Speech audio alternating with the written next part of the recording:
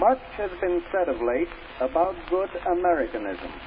It is right that it should have been said, and it is right that every chance should be seized to repeat the basic truths underlying our prosperity and our national existence itself.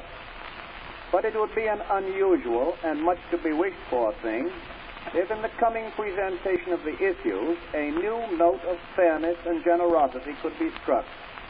Littleness, meanness, falsehood, extreme partisanship, these are not in accord with the American spirit.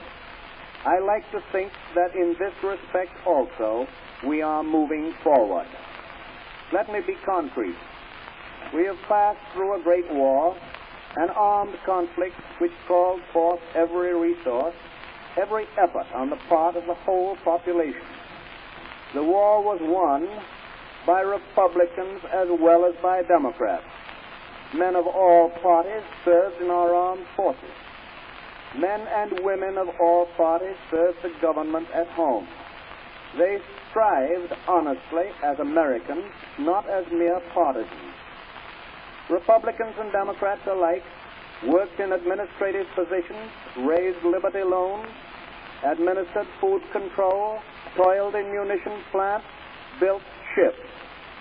The war was brought to a successful conclusion by a glorious common effort, one which in the years to come will be a national pride. I feel very certain that our children will come to regard our participation as memorable for the broad honor and honesty which marked it, for the absence of unfortunate scandal, and for the splendid unity of action which extended to every portion of the nation. It would therefore not only serve little purpose, but would conform ill to our high standards if any person should in the heat of political rivalry seek to manufacture political advantage out of a nationally conducted struggle. We have seen things on too large a scale to listen at this day to trifles or to believe in the adequacy of trifling men. It is that same vision of the bigger outlook of national and individual life which will, I am sure, lead us to demand that the men who represent us in the affairs of our government shall be more than politicians, that they shall subordinate always the individual ambition and the party advantage to the national good. In the long run, the true statesman and the honestly forward-looking party will prevail. Even as the nation entered the war for an ideal, so it has emerged from the war with the determination that this ideal shall not die.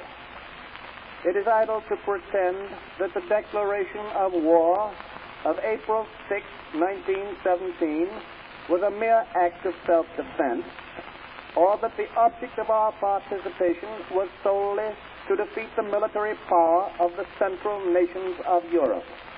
We knew then, as a nation, even as we know today, that success on land and sea could be but half a victory. The other half is not won yet. The cry of the French at Verdun, "They shall not pass," and the cheer of our own men in the Argonne, "We shall go through," these were essential glories. Yet they are incomplete. To them, we must write the binding finish, "It shall not occur again." For America demands that the crime of war shall cease.